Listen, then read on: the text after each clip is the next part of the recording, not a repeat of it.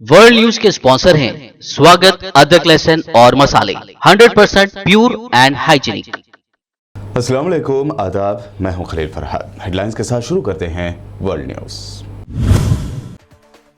Israel की सबसे ताकतवर मानी जाने वाली खुफिया एजेंसी मोसाद के बारे में इसराइली टीवी चैनल ने किया सनसनीखेज इंकशाफ। कहा, मोसाद के ही सीनियर एहलकार के दरमियान जारी है शदीद जंग, कई अफसरान बन गए हैं मोसाद पर बोझ। शेख जर्राह के महल्ले में फ़लस्तीनी लड़कियों पर इस्राएली पुलिस की सिक्योरिटी में यहूदी आबादकारों ने किया हमला। फ़लस्तीनी लड़कियों को धक्के देकर मारने की कोशिश के बाद फ़लस्तीनियों का बढ़ा गुस्सा।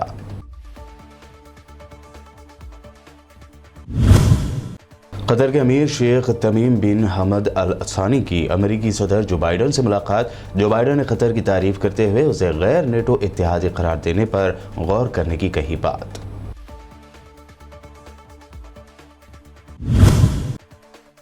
फाइनेंस मिनिस्टर निर्मला सीतारमण ने आज पेश किया बजट। मिडिल क्लास के हाथ लगी फिर मायूसी, क्योंकि इनकम टैक्स स्लैब में नहीं की गई कोई तब्दीली। नौकरी पेशा अफराद भी मायूस, किसान भी हुए नाराज। आखिरकार डिजिटल एसेट क्रिप्टो करेंसी को टैक्स के दायरे में लाने का मोदी सरकार ने कर ही दिया ऐलान। क्रिप्टो करेंसी से हासिल होने वाली इनकम पर लगेगा 30% टैक्स।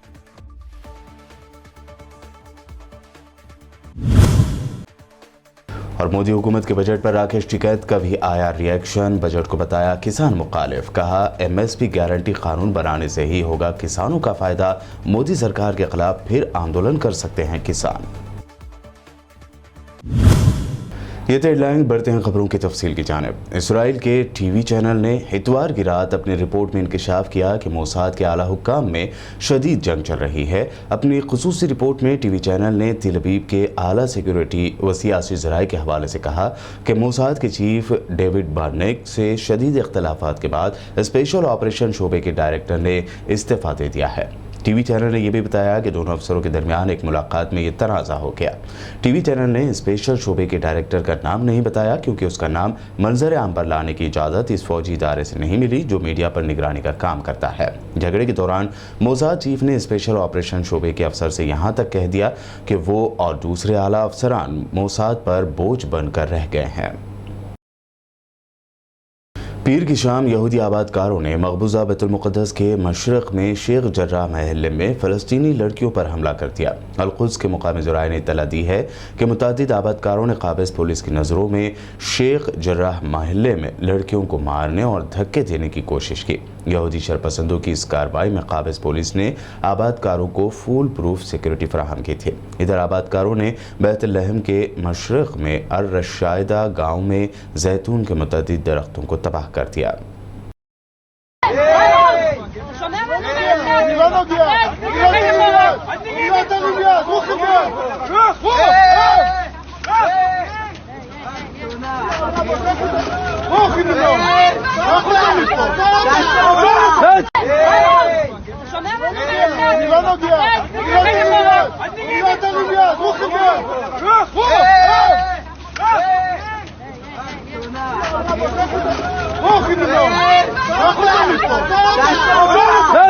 फ़लस्तीन के मकबूजा मगरबी किनारे के वस्ती शहर रमल्ला में फ़लस्तीनियों की संगबारी के नतीजे में एक इसराइली फ़ौजी ज़ख्मी हो गया।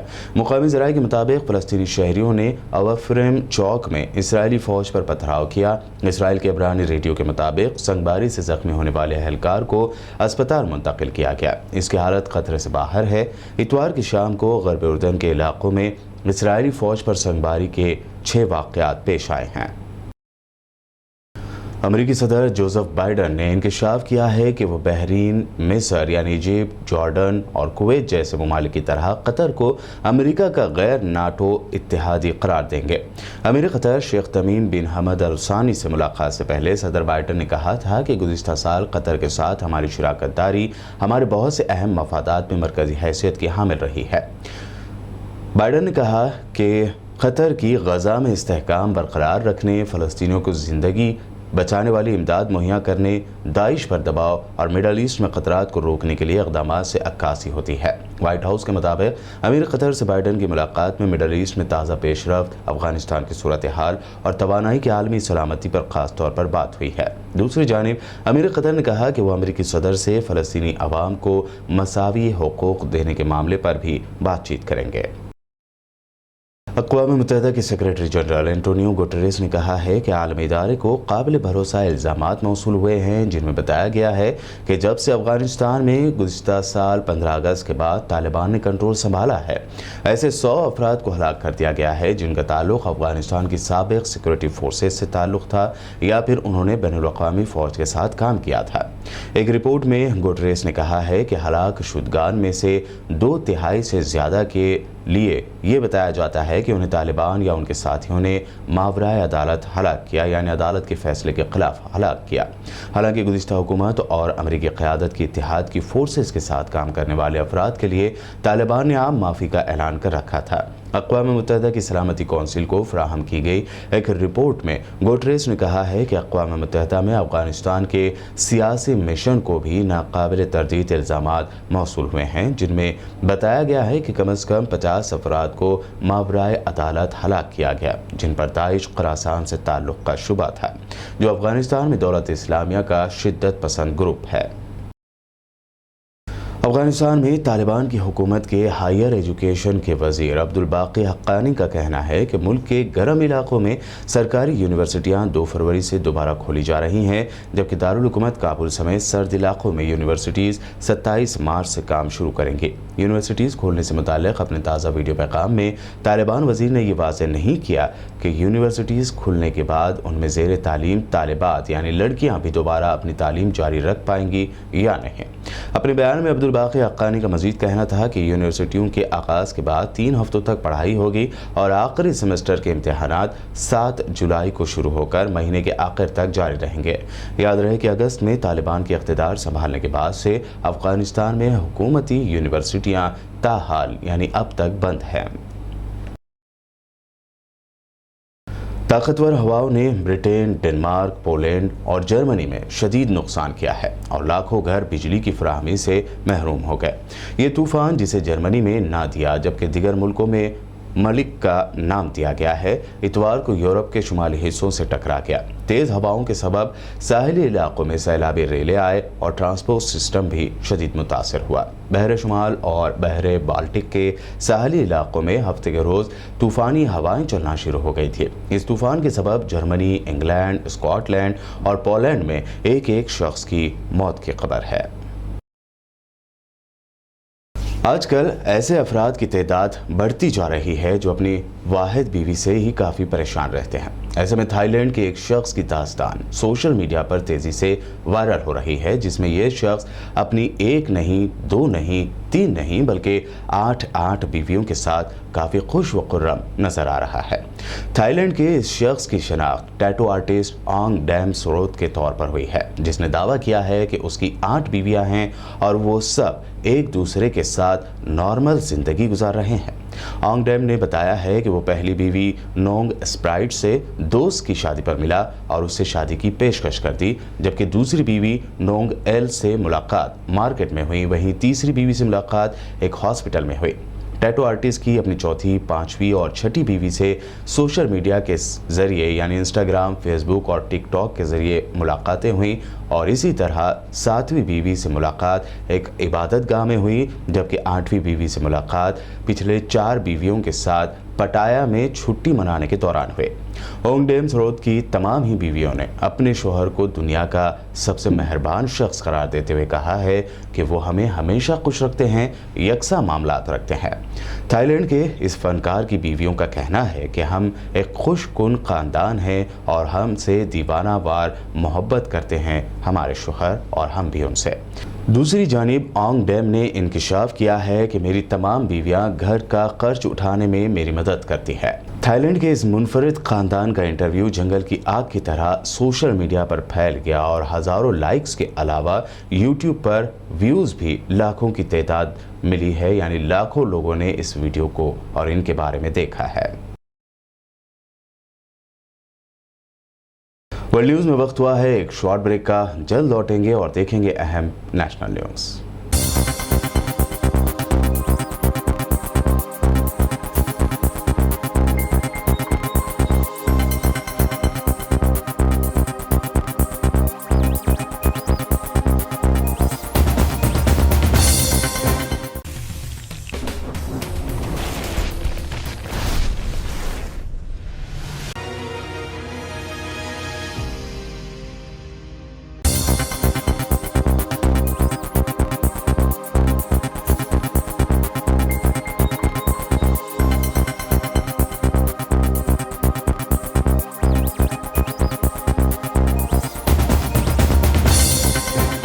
ब्रेक के बाद आइए देखते हैं अहम नेशनल न्यूज़। बात करते हैं आज के आम बजट के। Central finance minister Nirmala Sitharaman ने आज पार्लियामेंट में आम बजट साल 2022-23 पेश कर दिया है। मोदी हुकूमत की दूसरी मियाद का ये चौथा बजट है। बजट में इनकम टैक्स शरहों या इनकम टैक्स स्लैब में कोई तब्दीली नहीं की गई है, जिसकी वजह से मिडिल क्लास और नौकरी पेशा लोगों को शदीद मायूसी हाथ लगी है। बजट को लेकर लोगों का तजस्सुस होता है कि बजट के बाद क्या चीज़ें महंगी होंगी और क्या चीज़ें सस्ती। इसी के तहत बजट की वजह से जहां इलेक्ट्रॉनिक आइटम, ज्वेलरी, घड़ियां और केमिकल्स सस्ते हो सकते हैं, तो वहीं कपड़े, चमड़े, polished diamond, mobile phone, charger और ज़रूरी आलात भी सस्ते होंगे। इसके अलावा जूते, चप्पल, फॉरेन की मशीनें भी सस्ती होंगी। दूसरी जानिब इस बजट से जो चीज़ें महंगी होंगी उनमें गैर मुल्की छतरियाँ, शराब, कॉटन शामिल है। इनके अलावा खाने का तेल, LED लाइट भी अब महंगा हो जाएगा। मोदी हुकूमत ने आखिरकार क्रिप्टो करेंसी को टैक्स के दायरे में लाने का ऐलान कर दिया है। फाइनेंस मिनिस्टर निर्मला सीतारमण ने मंगल को मरकजी बजट पेश किया, जिसमें उन्होंने बताया कि हुकूमत क्रिप्टो करेंसी को टैक्सेशन के दायरे में ला रही है।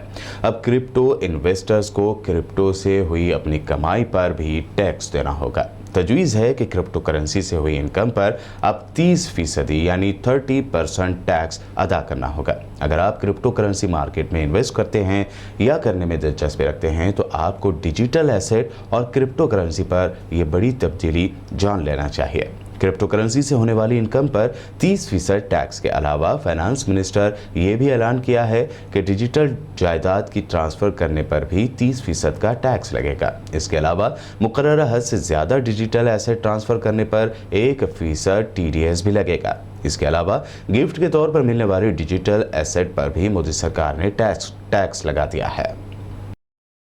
Accordingly, for the taxation of virtual digital assets, I propose to provide that any income from transfer of any virtual digital asset shall be taxed at the rate of 30%, 30%. No deduction in respect of any expenditure or allowance shall be allowed while computing such income except cost of acquisition. Further, loss from transfer of virtual digital asset cannot be set off against any other income. Further, in order to capture the transaction details, I also propose to provide for TDS on payment made in relation to transfer of virtual digital asset at the rate of 1% of such consideration above a monetary threshold. Modi हुकूमत के budget पर किसानों ने मायूसी और नाराजगी जाहिर की है। किसान लीडर राकेश टिकैत ने आम बजट पर पहला रिएक्शन दिया। राकेश टिकैत ने कहा कि MSP गारंटी कानून बनाने के बाद ही किसानों को फायदा होगा। गन्ना के बकायाजात पर बात करते हुए टिकैत ने कहा कि गन्ना कानून में अगर 14 दिनों में अदायगी नहीं होगी तो इंटरेस्ट देने का प्रोविज़न है, लेकिन पैसा नहीं मिलता है। 5 सालों से बीजेपी की यूपी में हुकूमत है, लेकिन फिर भी ये नहीं किया गया। उन्होंने कहा कि MSP पर खरीद से किसानों को फायदा तब होगा जब MSP गारंटी कानून बन जाएगा। तब सस्ते में कोई कारोबारी नहीं खरीद पाएगा और फिर कारोबारी MSP पर बेचते हैं, जिससे किसानों को नुकसान होता है। यूपी में सभी सियासी पार्टियां इंतखाबी जंग में कूद चुकी हैं, साथ ही बयानबाजियों का सिलसिला भी तेज हो गया है। ऐसे में अखिलेश यादव को सपोर्ट करने वाले सोहेल देव, भारतीय समाज पार्टी के कौमी सदर ओम प्रकाश राजभर ने सीएम योगी पर तंज किया है। उन्होंने कहा कि बीजेपी ने योगी की गर्मी ठंडी कर दी है, उन्हें वापस मठ में भेज दिया है। सीएम योगी के लड़कों के दंगा कराने वाले बयान पर उन्होंने कहा कि एक साइकिल चोर दूसरे को साइकिल चोर ही समझता है। वो यही नहीं रुके, उन्होंने कहा कि एक फसादी दूसरे को फसादी समझता है, बीजेपी में सभी फसादी हैं। सीएम योगी के पिस्तौल रखने वाले बयान पर राजभर ने कहा कि वजीर आला बनने के पहले योगी पर खुद मुजरिमाना केसेस थे, वो खुद गन रखने वाले थे। राजभर ने कहा कि बीजेपी वालों ने खुद ही योगी आदित्यनाथ की गर्मी ठंडी कर दी है। अयोध्या, मथुरा और काशी का टिकट मांगने पर भी योगी को टिकट नहीं दिया गया, जबकि वापस उन्हें मठ में पहुंचा दिया गया है।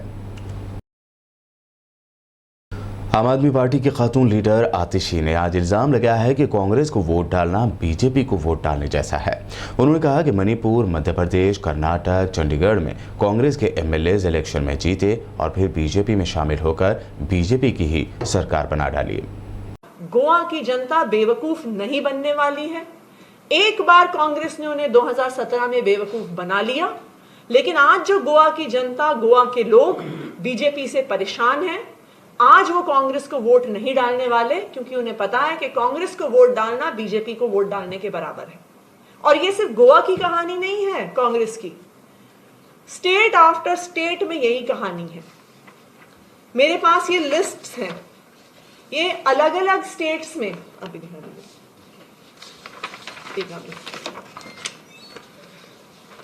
अलग अलग स्टेट्स में जहां जहां पर भी कांग्रेस के एमएलएज ने अपनी पार्टी छोड़कर बीजेपी की सरकार बनवाई है। गोवा की लिस्ट तो सबको पता ही है यहाँ पे, कि चाहे वो चंद्रकांत कावलेकर हो, बाबुश हो, जेनिफर मॉन्सेराट हो, Philip Neri, Nilkanth Halarnkar, Francisco Silveira, Clafasio Dias, Isidore Fernandes, Wilfred D'Sa, Tony Fernandes, Ravi Naik, Vishwajit Rane, Dayanand Sopte को तो गोवा के लोग जानते ही हैं। लेकिन मैं आने ये भी बता दूं कि मणिपुर में भी ऐसे 12 एमएलएज हैं जो कांग्रेस की टिकट पर जीत कर आए और फिर उन्होंने कांग्रेस छोड़ के मणिपुर में भाजपा की सरकार बनाई। ये लिस्ट हम मीडिया से भी और गोवा के लोगों के साथ शेयर करेंगे, जिसमें श्याम कुमार जी, राजकुमार इमो सिंह, ओकरम हेनरी सिंह, ओयनम लुखाई सिंह, के गोविंदास, पी ब्रोजेन सिंह, सूरचंद्र सिंह, यामथोंग हाईकोप, ये सारे मणिपुर में कांग्रेस के एमएलएज हैं, जिन्हें मणिपुर की जनता ने वोट दिया, बीजेपी के खिलाफ वोट दिया, लेकिन वो अगले दिन जाके बीजेपी में शामिल हो गए। महाराष्ट्र हुकूमत की नई शराब पॉलिसी पर अपोजिशन की जानिब से ज़बरदस्त तनकीद की जा रही है। अब असदुद्दीन ओवैसी की पार्टी मजलिस इत्तेहादुल मुस्लिमीन ने भी इस पॉलिसी की शदीद मजम्मत कर दी है। एमआईएम के रुकन पार्लियामेंट इम्तियाज़ जलील ने सुपर मार्केट, ग्रोसरी स्टोर्स में शराब बेचने के उद्धव ठाकरे के फैसले की मुखालफत कर दी है।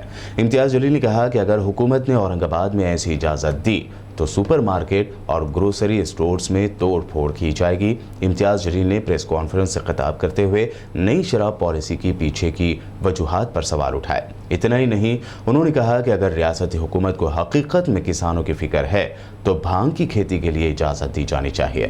एमपी और महाराष्ट्र एमआईएम के चीफ इम्तियाज़ जलील ने मजीद कहा कि शराब की जगह अगर हुकूमत दूध बेचने को मंजूरी दे सकती थी और लोगों को उसे पीने के लिए राग़िब भी कर सकती थी ताकि किसानों को फ़ायदा हो, लेकिन इस हुकूमत को सिर्फ पैसों की फिक्र है। दुकानों में शराब की फरोख्त की इजाज़त देने का ये फैसला हमारी तहजीब को बर्बाद कर देगा। उन्होंने ये भी कहा कि वह हुकूमत के इस फैसले को औरंगाबाद में लागू नहीं होने देंगे, वह ऐसे वाइन बार नहीं खुलने देंगे। इतना ही नहीं, इम्तियाज़ जलील ने महाराष्ट्र के CM Uddhav Thackeray, deputy CM Ajit Pawar और सभी तीनों बरसर इक़्तिदार पार्टियों को चैलेंज करते हुए कहा कि वह ऐसे वाइन बार औरंगाबाद में खोल कर दिखाए।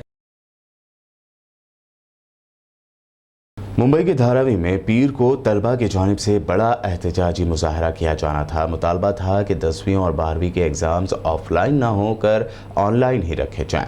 इस मांग के तहत तलबा एहतजाज कर रहे थे। एहतजाज के दौरान पुलिस का लाठीचार्ज भी हुआ है। अब इस मामले में सोशल मीडिया पर सरगर्म विकास पाठक उर्फ हिंदुस्तानी भाव को गिरफ्तार किया गया। यूट्यूब पर हिंदुस्तानी भाव तुलबा को मुजाहरे के लिए उकसाने का उन पर इल्ज़ाम लगाया गया है। कहा जा रहा है कि हिंदुस्तानी भाव ने मुजाहरे से पहले तलबा को हुकूमत के खिलाफ भड़काया था, उकसाया था। उन्होंने ही तलबा से वज़ीर तालीम वर्षा गायकवाड़ के मुंबई वाक़े घर के बाहर मुजाहरा करने को कहा था। हिंदुस्तानी भाव के अलावा कई लोगों के खिलाफ भी शिकायत दर्ज की गई है। कारण की साहेब आज जे चाललंय ना साहेब, आज जे चाललंय साहेब, आज त्या पोरांच्या थोडा दूर हटा मागे या थोडा मी सर कोणाला त्रास देत नाही। मी एकटा आलोय, मी माझ्या व्हिडिओ मध्ये आणि सर्व मी माझ्या स्टुडंट आणि त्यांच्या आई वडिलांसाठी करतोय। भाऊ क्या कहना चाहेंगे आप? मैं यही कहना चाहेगा कि हिंदुस्तान के जितने भी स्टूडेंट्स हैं उन लोग के ऊपर आज जो एग्जाम का ये कर रहे हैं, आज कोरोना के वजह से लाखों लोग मर रहे हैं, तो ये इन लोग क्या करना चाहते हैं? बच्चों के जान के साथ क्यों खेल रहे हैं और उनके माता पिता के साथ क्यों खेल रहे हैं? क्या कहना चाहेंगे और सरकार को क्या कदम उठाने चाहिए? एग्जाम कैंसिल करिए और जितनी भी प्लीज करतोय तुमच्यासाठी करतोय। मी जे पण मैं यही कहना चाहेगा कि हिंदुस्तान के जितने भी स्टूडेंट्स हैं उन लोग के ऊपर आज जो एग्जाम का ये कर रहा है, आज कोरोना के वजह से लाखों लोग मर रहे हैं, तो ये इन लोग क्या करना चाहते हैं? बच्चों के जान के साथ क्यों खेल रहे हैं और उनके माता पिता के साथ क्यों खेल रहे हैं? मैं यही कहना चाहता हूँ कि एग्जाम कैंसिल करिए और जितनी भी फीस है माफ करिए। बस जी जितने भी एग्जाम्स है कैंसिल होने चाहिए। जब ये कोरोना का महामारी खत्म होगा उसके बाद आप लोग जो एग्जाम्स लेने वो लो, सब कुछ करो। मैं किसी को इनकार नहीं कर रहा हूँ, सिर्फ इतना ये कि बच्चों के जान के साथ मत खेलिए। बस बताइए सरकार क्यों ऐसा कर रही है? आखिर में हेडलाइंस पर एक और नजर। इसराइल की सबसे ताकतवर मानी जाने वाली खुफिया एजेंसी मोसाद के बारे में इसराइली टीवी चैनल ने किया सनसनीखेज इंकशाफ। कहा, मोसाद के ही सीनियर एहलकार के दरमियान जारी है शदीद जंग, कई अफसरान बन गए हैं मोसाद पर बोझ। शेख जर्राह के महल्ले में फलस्तीनी लड़कियों पर इसराइली पुलिस की सिक्योरिटी में यहूदी आबादकारों ने किया हमला। फलस्तीनी लड़कियों को धक्के देकर मारने की कोशिश के बाद फलस्तीनियों का बढ़ा गुस्सा।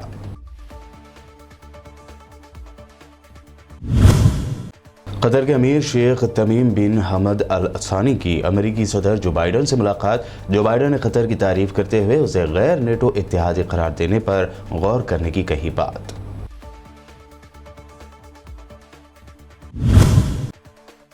फाइनेंस मिनिस्टर निर्मला सीतारमण ने आज पेश किया बजट। मिडिल क्लास के हाथ लगी फिर मायूसी, क्योंकि इनकम टैक्स स्लैब में नहीं की गई कोई तब्दीली। नौकरी पेशा अफराद भी मायूस, किसान भी हुए नाराज।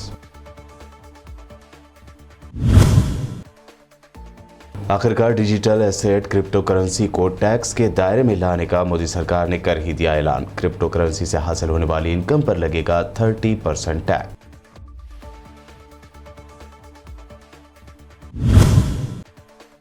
और मोदी हुकूमत के बजट पर राकेश टिकैत का भी आया रिएक्शन। बजट को बताया किसान मुखालिफ। कहा, एमएसपी गारंटी कानून बनाने से ही होगा किसानों का फायदा। मोदी सरकार के खिलाफ फिर आंदोलन कर सकते हैं किसान। वर्ल्ड न्यूज में ये थी अब तक की अहम इंटरनेशनल और नेशनल न्यूज। देखते रहिए PBN चैनल।